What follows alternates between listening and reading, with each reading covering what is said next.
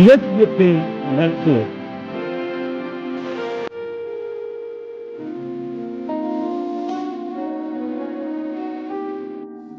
இலக்கியத்தில் ஒருவருக்கொருவர் செய்து கொள்ளும் உதவியால் வளர்வது நட்பாகும். உயிர் காப்பான் தோழன் என்பது பழைய வழக்கு. வாழ்க்கையின் நடைபாதையில் சந்திக்கும் ஆபத்தில் உதவிய காரணத்தினாலேயே நட்பு உருவாகி இருக்க வேண்டும். நட்பின் தோற்றத்தையும் வளர் நிலையையும் சிறப்பையும் இங்கே பார்க்கலாம்.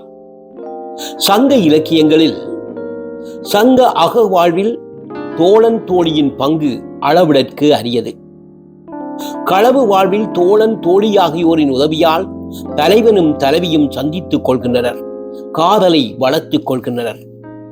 தடைகள் ஏற்படின் அவர்களை கொண்டும் தீர்த்துக் கொள்கின்றனர். களவொழுக்கத்தின் தலைவன் தலைமகளை இரவு பொழுதில் கண்டு செல்கிறான். தோழி இருவருக்கும் திருமணம் முடிக்க வேண்டும் என்று எண்ணுகிறாள். ஆகவே தலைவியை காண தனியே இரவு பொழுதில் வரும் தலைவனை எதிர்கொண்டு வேரல் வேலி வேர்கோட் பலவின் சாரல் நாட செவ்வியை ஆகுமதி யார் அகுது அறிந்திசினரோ சாரல் சிறுகோட்டு பெரும்பளம் தூங்கியாங்கு இவள் உயர்த்தவச் சிறிது காமமோ பெரிது என்று கூறி களவு காலத்தை நீட்டிக்காமல் தலைவியின் உயிர் காக்க வேண்டும், மானம் காக்க வேண்டும் என்று தலைவனை வேண்டுகிறாள். தன் உயிர் தலைவி மீது கொண்டிருக்கிற அன்பு இப்பாடலில் புறப்படுகிறது. கற்பு வாழ்வில் தலைவன் பரத்தேர் ஒழுக்கத்தில் ஈடுபட்டு தலைவியை பிரிந்தவன் மீண்டும் இல்லம் திரும்பும் போது தலைவியால் விலக்கப்படுகின்றான். அப்பொழுது தோழன் தோழி ஆகியோர் இருவரையும் சந்து செய்கின்றனர். மேலும் தலைவன் பொருள்வாயில் பிரியும் பொழுது தோழி தலைவியின் அருகில் இருந்து ஆறுதல் கூறுதலையும் அக இலக்கியங்களில் காணலாம். தலைவன் பொருள் தேடுவதற்காக பிரிந்து சென்றுள்ளான். கார்காலம் வந்துவிட்டது, தலைவன் வரவில்லை. தலைவி வருந்துகிறாள். இது கண்டு தோழி சொல்கிறாள், நசை பெரிது உடையர் நல்கலும் நல்குவர் பிடிபசி களைய பெருங்கை வேளம் மெஞ்சினை யாகம் பொழிக்கும் அன்பின தோழி அவர் சென்று ஆரே. குறுந்தொகை 37. தலைவன் உன் மீது மிகு விருப்புடையவர். அது மட்டுமல்ல, அவர் சென்ற வழியில் பெண் யானையின் பசிக்கு ஆண் யானை யாமரத்தின் கிளைகளை உடைத்து போடும் அன்பு மிக்கது என்று தலைவனின் அன்பை வெளிப்படுத்தி சமாதானப்படுத்துவாள். இவ்வாறு களவு வாழ்விலும் கற்பு வாழ்விலும் நட்பின் துணைக்கரம் செயற்படுதலை அறியலாம். சங்ககால புற வாழ்விலும் நட்பு பெரும் பங்கு வகிக்கின்றது. செல்வச் செழிப்புமிக்க அரசனும் வறுமைக்கு உரியவனான புலவனும் நட்போடு திகழ்தலை காணலாம். செல்வன் வறியவனின் உறவையும் நட்பையும் விரும்பான். ஆனால் சங்ககால சமுதாயத்தில் பார்த்தால் செல்வச் செழிப்பில் விளங்கும் அரசன் வறிய புலவனின் நட்புக்காக ஏங்குவதை அறியலாம். ஆற்றுப்படை பாடல்களில் வள்ளலை நாடி வரும் இரவலன் தன் வறுமை கோலத்தை எல்லாம் களைந்து அரசனோடு சில நாள் இருந்துவிட்டு மீண்டும் தன் ஊருக்கு செல்ல விரும்புகிறான். ஆனால் அரசனோ இரவலனை பிரிய விரும்பவில்லை. எப்படியாவது இரவலன் தன்னோடு இருக்க வேண்டும் என்பதற்காக பரிசளிக்க காலம் தாட்டுகிறான். வல்லே அகரினோ எம் ஆயம் விட்டு என சிறறியவன் போல செய்த நோக்கமோடு துடியடி அன்ன தூங்கு நடை குளவியோடு பிடியுணர் வேளம் பெட்டவை கொள்க என தன்னறி அளவையின் தரத்தர யானும் என்னறி அளவையின் வேண்டுவ முகந்து கொண்டு இன்மையின் தீர வந்தெனன். பொருளாற்று படையில் 122, 129 வரி மூலம் இதை அறிந்து கொள்ளலாம். இதை போன்று ஔவைக்கும் அதியனுக்கும் இருந்த நட்பு குறிப்பிடத்தக்கது. அரிய நெல்லிக்கனியை பெற்ற அதியன் அதன் மூலம் தன் வாழ்நாளை பெருக்கிக் கொள்ளாமல் ஔவைக்கு கொடுக்கிறான்.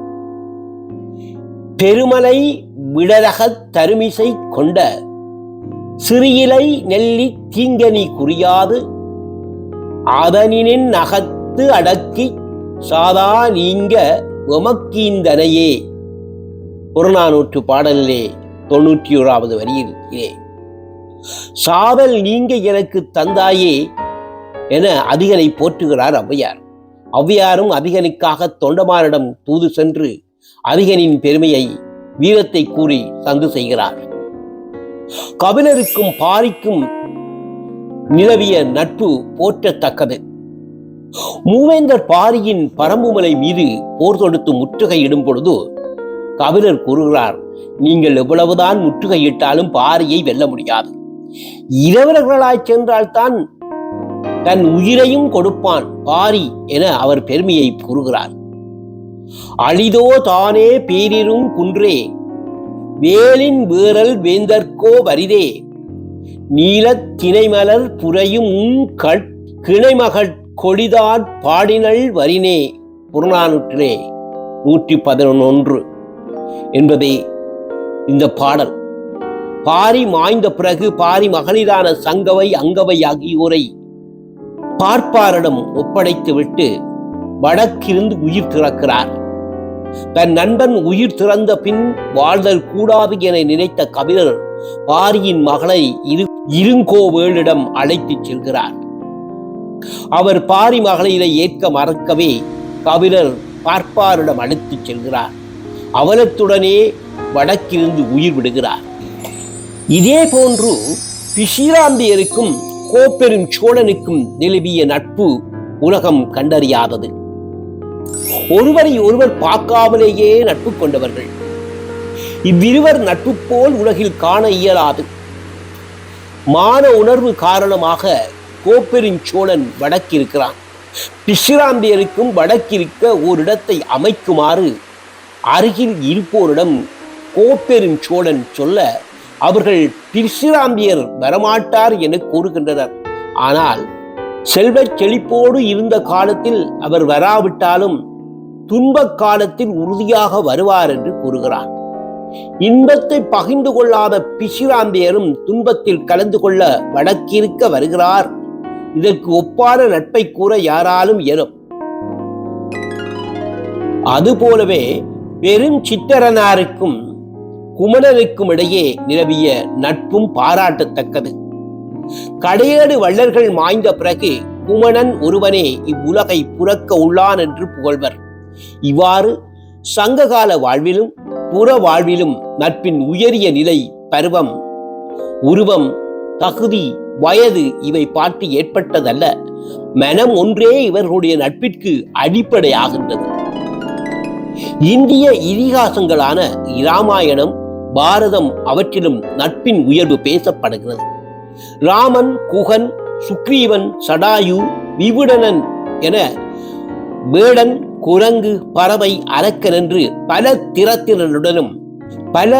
தரத்தினருடனும் நட்பு பாராட்டுகிறான்.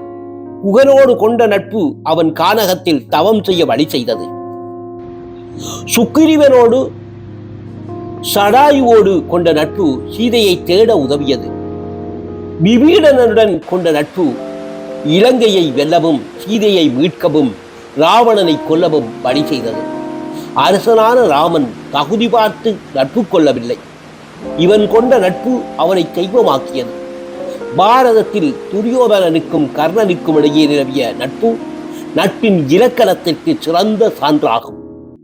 தேரோட்டி மகனாக வளர்ந்த கர்ணன் துரியோதனனால் ஏற்றுக்கொள்ளப்பட்ட அவனுடைய நாட்டின் ஒரு பகுதிக்கு அரசனாக்கப்படுகிறான். துரியோதனன் மனைவியும் கர்ணனும் தாயம் விளையாட இடையே கணவன் வருவதைக் கண்ட துரியோதனன் மனைவி பானுமதி விளையாட்டில் இருந்து எழுந்து செல்ல முயல்கிறாள்.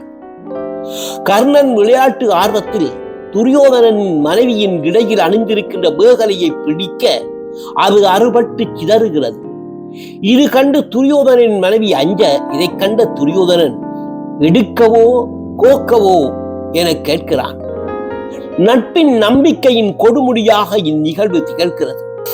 பாரத போரில் தீமை என்று தெரிந்தும் துரியோதனுக்காக உயிர் கொடுக்கும் கர்ணன் தன்னை எதிர்த்து போர்க்களத்தில் நிற்பவர்கள் தன் சகோதரர்களே என்று தெரிந்த பின்னும் தெரியாமல் உயிர் கொடுக்கும் கர்ணன் நட்பின் இலக்கணமாக திகழ்கிறான்.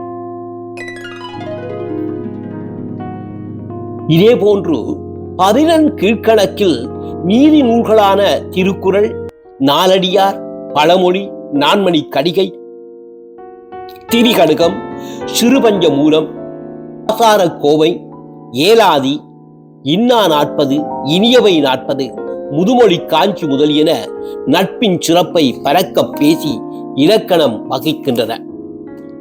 திருக்குறளிலே திருவள்ளுவர் வேறு எப்பொருள் குறித்தும் இவ்வளவு பரக்க பேசாமல் நட்பு, நட்பு ஆராய்தல், பழமை, தீ நட்பு, கூடா நட்பு என்று 5 அதிகாரங்களை வகுத்துள்ளார்.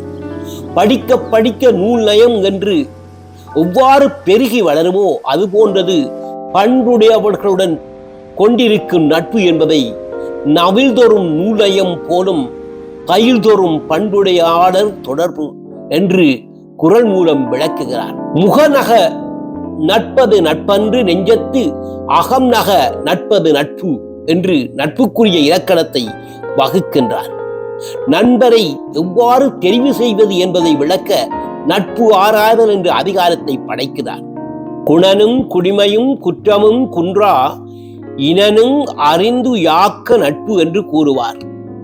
மருவுக மாசு அற்றார் கேள்மை ஒன்று ஈத்தும் ஒருவுக ஒட்பு ஈலார் நட்பு என்பார். ஒருவனுடைய குணத்தையும் குடிப்பிறப்பையும் குற்றத்தையும் அறிந்து மாசு அற்றவருடன் நட்பு கொள்ள வேண்டும். மொத்த பண்பு இல்லாதவருடன் ஏதாவது ஒன்றை கொடுத்தாவது நட்பை கைவிட வேண்டும் என்பார். இப்படி தேர்வு கொள்ளும் நட்பை தமக்கு அழிவு நேர்ந்து விடத்திலும் பழமையாய் உறவு கொண்டு நின்றவரின் நட்பை கைவிடக் கூடாது என்பதை வலியுறுத்த எல்லைக்கண் நின்றார் துறவார் தொலைவிடத்தும் தொல்லைக்கண் நின்றார் தொடர்பு என மொழிவர். தீ நட்பு கொள்ளற்க என்பதையும் வள்ளுவர் வலியுறுத்த தவறவில்லை. அறிவில்லாதவர்களுடன் கொள்ளும் நட்பை விட அறிவுடையவரின் நட்பில்லாத தன்னை கோடி மடங்கு நன்மை தருவதாகும் என்பதை பேதை பெருங்கெளியி நட்பின் அறிவுடையார் எதின்மை கோடியுறும் என்று குறள் வழி விளக்குவார். மேலும் தீ நட்பை விளக்க மேலும் ஒரு தனி அதிகாரம் வகுத்து மக்களை எச்சரிக்கிறார் வள்ளுவர். தொழுத கையுள்ளும் படையொடுங்கும் ஒன்னார் அழுத கண்ணீரும் அனைத்து என கூடா நட்பின் இயல்பை மொழிவார். இவற்றின் கொடுமுடியாக மிக எளிமையாக நட்பின் இலக்கணம் வகுப்பார். உடுக்கை இழந்தவன் கைபோல ஆங்கே இடுக்கண் களைவதாம் நட்பு. இவ்வாறு நட்பை பற்றியே 50 குறட்பாக்களை வள்ளுவர் எழுதியிருக்கிறார். எனில் நட்பிற்கு வள்ளுவர் கொடுத்த முதன்மை தன்மை அதன் தலைமை புலப்படும். இதைவாறே நாலடியார் நட்பு இயல் என ஒரு இயல் அமைத்திருப்பதும் அதில் சுற்றம் தாளல், நட்பு ஆராய்தல், நட்பு பிழை பொறுத்தல், கூடா நட்பு என 4 அதிகாரங்களை அமைத்திருப்பதும் நட்பிற்கு கொடுக்கப்பெற்றுள்ள முன்னுரிமையை அறிய உதவும். பொற்களத்து பூ பெய்த புலி உயிர்வான் புழுக்கள் அக்காரம் பாலோடு அமரார் கைத்து உண்டலின் உப்பு இரி புட்கை உயிர் போல் கிளைஞர் மாட்டு இக்காலத்தானும் இனிது. மனம் பொருந்தாதவருடன் பொற்களத்து புலிநாகம் போன்ற அரிசிச்சோறு உண்பதிலும் உயிர் போன்ற நண்பருடன் இருந்து உப்பில்லாத எளிய உணவை உண்ணுதல் இனிது என்பர். கற்றறிந்தவருடனும் கொள்ளும் நட்பு கரும்பை நுனியிலிருந்து அடிநோக்கி தின்றால் எவ்வாறு இனிப்பு பெருகிக் கொண்டு செல்லுமோ அதுபோல நட்பு மேலும் மேலும் வளரும். அறிவில்லாதவருடன் கொள்ளும் நட்பு கரும்பை அடியிலிருந்து நுனி நோக்கி தின்று போனால் முதலில் இனித்தும் பின் சுவை குன்றி போகும். யானை அணையார் நட்பை நீக்கி நாயனையார் நட்பை ஏற்படுத்தி கொள்ள வேண்டும் என்பதை யானை அணையவர் நண்பு ஒரியி நாயனையார் கேண்மை கழுகி கழல் வேண்டும் யானை அறிந்தும் பாகனையே கொல்லும் எறிந்தவேல் மெய்யாத வாழ்குலைக்கும் நாய் என்பார். யானைப்பாகன் யானையை எவ்வளவுதான் போற்றி பாதுகாத்தாலும் என்றோ ஒரு நாள் யானையை தண்டித்திருந்தால் அதை மனதில் வைத்திருந்து சமயம் வாய்க்கும் போது யானை பாகனையே கொன்றுவிடும். ஆனால் நாயோ எப்போதோ ஒரு சிறிதளவு உணவு இட்டிருந்தாலும் அதை நினைவில் வைத்திருந்து உணவிட்டவன் வேளால் எறிந்தாலும் வாளை குலைத்து நன்றி பாராட்டும். அதனால் யானை நிகத்த குணமுடையாரின் நட்பை நீக்கி நாய் போன்ற குணமுடையாருடன் நட்பை ஏற்படுத்தி கொள்ள வேண்டும் என்கிறார். நட்பு என்பது நன்றி பாராட்டுவதற்காக இருக்கக்கூடாது என்று உண்மையை உணர்த்துகிறது நாலடியார். கடையாயர் பாக்குமரம் போன்றவர். பாக்கு மரத்திற்கு தினமும் தண்ணீர் ஊற்ற வேண்டும். அதுபோல் நட்பு கொள்பவர்க்கு தினமும் உதவி செய்ய வேண்டும். இடையாயர் தென்னை மரம் போன்றவர். தென்னை மரத்திற்கு அவ்வப்போது தண்ணீர் ஊற்ற வேண்டும். அதே போல நட்பு கொள்பவர்க்கு அவ்வப்போது உதவி செய்ய வேண்டும். தலையாயர் பனைமரம் போன்றவர்கள். பனைமரம் விதைத்த பொழுது சிறிதளவு தண்ணீர் விட்டால் போதும், வாழ்நாள் முழுவதும் பயன் தரும். அதுபோல் தலையாயர் நட்பு பாராட்டிய காலத்தில் சிறு உதவி செய்திருந்தாலும் வாழ்நாள் முழுவதும் நட்புடன் விளங்குவார் என்கின்றார். நல்ல நண்பர்களை எவ்வாறு தேர்ந்தெடுப்பது என்று கூறும் நாலடியார், நட்பு கொண்ட பின் நண்பர்களின் பிழைகளை பொறுக்கவும் பழகிக்கொள்ள வேண்டும் என்பார். நல்லார் எனத்தாம் நனி விரும்பி கொண்டாரை அல்லார் எனினும் ஆராய்ச்சி கொள்ளல் வேண்டும். நெல்லுக்கு உமியுண்டு நீர்க்கு நுரையுண்டு புல் இதழ் பூவிற்கும் உண்டு என்பார். நெல்லுக்கு உமி இருப்பது போல நீருக்கு நுரை இருப்பது போல் நண்பர்கள் என்றால் சிறு சிறு குறை இருக்கத்தான் செய்யும், அவற்றை பொறுத்தல் வேண்டும் என்பார். மேலும் நட்பு கொண்ட பின் தீயர் என தெரிந்தாலும் அவருடைய நட்பு பாராட்ட வேண்டும், இல்லாவிட்டால் தீமை விளையும் என்கிறார். யார் யாருடன் நட்பு கொள்ளல் கூடாது என்றும் கூறுகிறார் நாலடியார். நூலறிவு இல்லாருடனும் பந்தம் இல்லாருடனும் ஒற்றுமை கொள்ளாதவருடனும் புல் அறிவினரோடும் நட்பு பாராட்டுதல் துன்பம் விளைவிக்கும் என்பார்.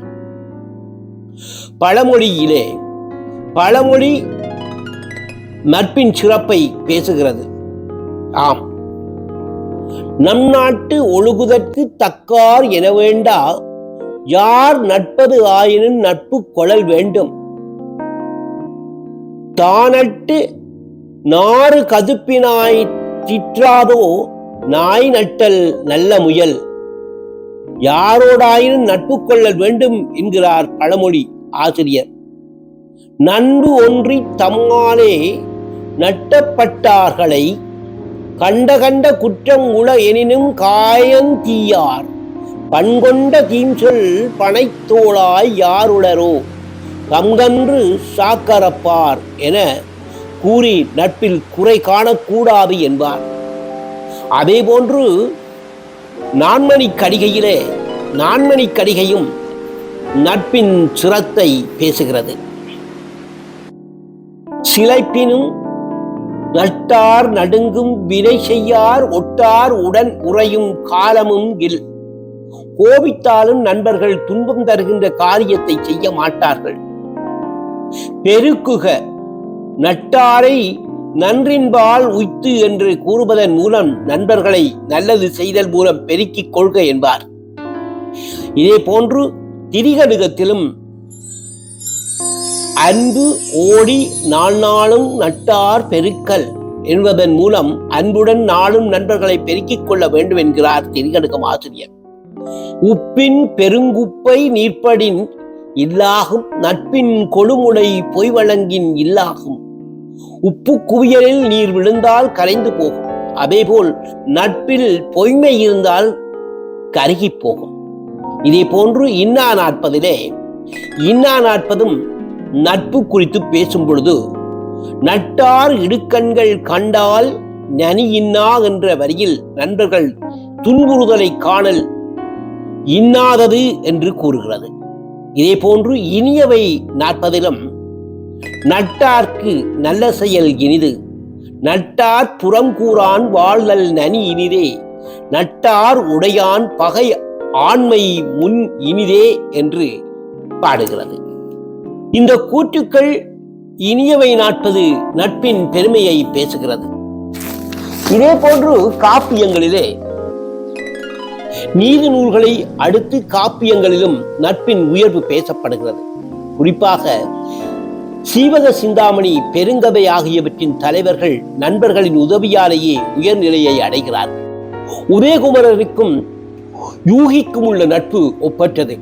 உதயகுமரன் உருப்பெறுவதற்கு யூகியே காரணம். அப்படிப்பட்ட யூகி இறந்துபட்டான் என்று பொய் செய்தி உதயகுமாரனை வெகுவாக பாதிக்கிறது. தீப்பாய்ந்து மாய்ந்து போக முனைகின்றான். அதுபோலவே சீவனுக்கும் நந்தட்டன், பதுமுகன் ஆகியோருக்கும் உள்ள நட்பும் குறிப்பிடத்தக்கது. சீவகன் வளர்ந்து பல வெற்றிகளை ஈட்டி அரசனாவதற்கும் பல பெண்களை திருமணம் செய்வதற்கும் அவருடைய நண்பர்களே காரணமாகின்றனர். இவ்விரு காப்பியங்களும் நட்பிற்கு முதன்மை கொடுக்கின்றதை பார்க்கின்றோம். சுந்தரரை சிவபெருமானின் தோழராகவே சைவ இலக்கியங்கள் போற்றும். சுந்தரரின் திருமணத்தை தடுத்து ஆட்கொள்கிறார் சிவன். சுந்தரரால் பித்தன் என்று உரிமையோடு அழைக்கப்படுகிறார். பின் பறவையர், சங்கலியர் ஆகியோரை சுந்தரருக்கு மனம் முடித்து கொடுப்பதற்காக சுந்தரருக்காக பொன்னை கொடுக்கின்றார், பொருளை கொடுக்கின்றார். 3 ஆண்டுகளுக்கு முன் இறந்த அந்தன சிறுவனை உயிர்த்தெழச் செய்கிறார். இவ்வாறு சிவனடியாருக்கு தோழராய் விளங்கும் சிவபெருமானின் சிறப்பு பேசப்படுகிறது. இது இறைவனுக்கும் இறை அடியாருக்கும் இடையே நிலவும் அதீத நட்பாகும். இதை போன்று சிற்றிலக்கியங்கள், இக்கால இலக்கியங்களிலும் நட்பு பேசப்படுகிறது. சிற்றிலக்கியங்களில் நட்பு முதன்மைப்படுத்த பெறவில்லை என்பதை உணரலாம். ஆனால் நட்பை பற்றி பேசவே இல்லை என்று சொல்ல முடியாது. தோழமை உணர்வுகளை குறவஞ்சி, பல்லிலக்கியம், பிள்ளைத்தமிழ், கலம்பகம், பரணி ஆகிய இலக்கியங்களிலும் காணலாம். இக்கால இலக்கியங்களில் கண்ணன் பாட்டில் பாரதியார் கண்ணனின் தோழன் என்ற பாடலை முதலாவதாக வைத்துள்ளார். எனினும் தோழமைக்கு பாரதியார் கொடுக்கும் முதன்மையை அறியலாம். என்றன் ஊனை வருத்திடு நோய் வரும் போதெனில் உற்ற மருந்து சொல்வான், நெஞ்சம் ஈன கவலை களைந்திடும் போதில் இதன் சொல்லி மாற்றிடுவான், பிழைக்கும் வழி சொல்ல வேண்டும் என்றால் ஒரு பேச்சினில் சொல்லுவான் என்று உதவி புரியும் கண்ணனை மலைக்கு குடை, பசிநேரத்து உணவென்றான், வாழ்வினுக்கெங்கள் கண்ணன் என எளிய உவமையால் நட்பின் உயர்வை விளக்குவார். சிரிப்பதற்கு மட்டுமல்ல, நட்பு கள்ளத்தனம் செய்தால் காரை உமிழ்வதும் நட்புத்தான். கண்ணன் என்னோடு கொண்டுள்ள நட்பு அத்தகையது என மொழிவார் பாரதியார். தமிழ் உரை நடை இலக்கியங்களான சிறுகதை, புதினம் போன்றவற்றிலும் நட்பின் உயர்வு பேசப்படுதலை காணலாம். நல்ல நட்பால் ஏற்படும் உயர்வும் தீநட்பால் உண்டாகும் துன்பத்தையும் இன்றைய இலக்கியங்கள் பறக்க பேசுகின்றன.